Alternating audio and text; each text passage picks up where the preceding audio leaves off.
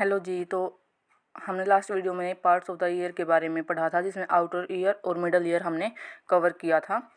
उसके आगे आज हम करेंगे इनर ईयर के बारे में। तो इनर ईयर जो है वो हमारा ओवल विंडो से स्टार्ट होता है, जहाँ पे हमारा मिडल ईयर ख़त्म होता है ओवल विंडो पे, वहाँ से हमारा इनर ईयर स्टार्ट होता है। उसके बाद एक स्नेल शेप मतलब घोंघा के आकार का होता है हमारा इनर ईयर।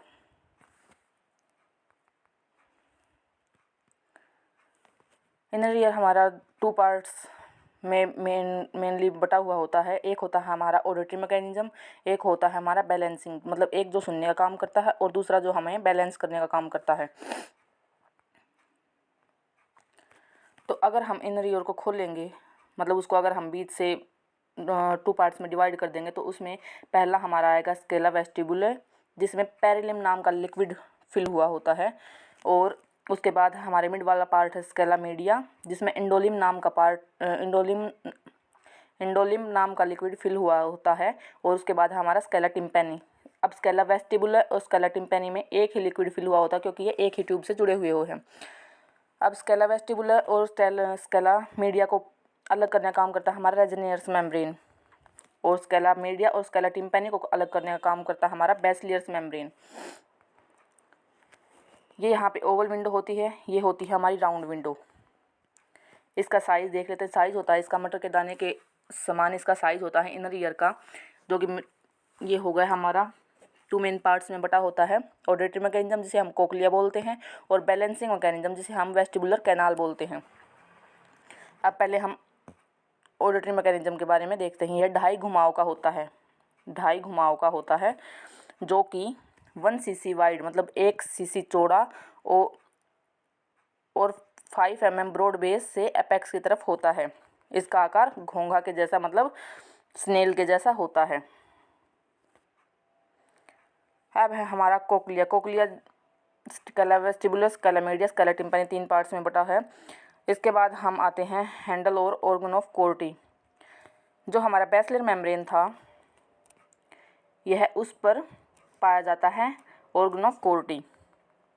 बेसिलर मेम्ब्रेन मतलब जो स्केला मीडिया और स्केला टिम्पैनी को जो पार्ट अलग कर रहा था, वो था हमारा बेसिलर मेम्ब्रेन, और उसके ऊपर पाया जाता है हमारा organ of Corti. Scala vascularis को mother of organ of Corti कहते हैं। Mother of organ of Corti कौन हो गया? स्केला वेस्कुलरिसिस हो गया, जिसका काम क्या होता है? जिसका काम होता है ऑक्सीजन सप्लाई करना कोक्लिया को।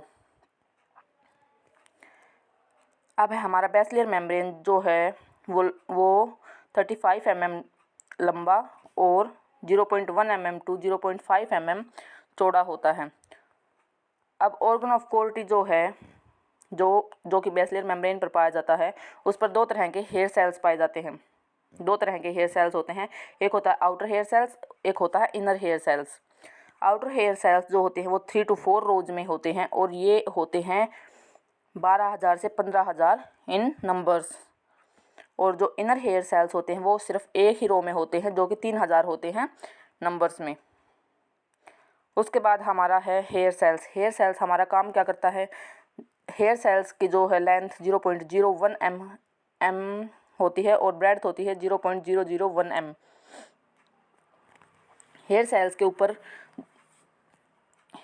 के ऊपर जो है एक पत्ते के आकार का इस टाइप से एक मेम्ब्रेन पाया जाता है, जिसे हम टेक्टोरियल मेम्ब्रेन कहते हैं। पहले बेसिलर मेम्ब्रेन है, जो कि अलग करता है। उसके ऊपर ऑर्गन ऑफ कोर्टी पाई जाती है। ऑर्गन ऑफ कोर्टी के ऊपर हेयर सेल्स होते हैं। अब हेयर सेल्स के ऊपर देखिए, ये हमारा बेसिलर मेम्ब्रेन, इसके ऊपर हमारी पाई जाती है ऑर्गन ऑफ कोर्टी। उसके ऊपर पाए जाते हैं हमारे हेयर सेल्स हो गए। उसके ऊपर हमारा हो गया एक लीफ के आकार का, जिसे हम बोलते हैं टेक्टोरियल मेम्ब्रेन।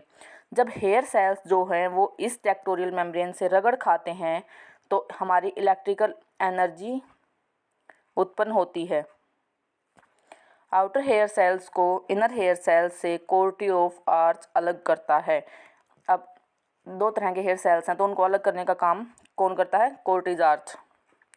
इनर ईयर में रगड़ के फलस्वरूप इलेक्ट्रिक एनर्जी जो ब्रेन में टेम्पोरल लोब में पहुंचती है, तो उसकी वजह से हमें सुनाई देता है। ये था हमारा इनर ईयर। अब हम प्रोसेस ऑफ हियरिंग एक बार देख लेते हैं।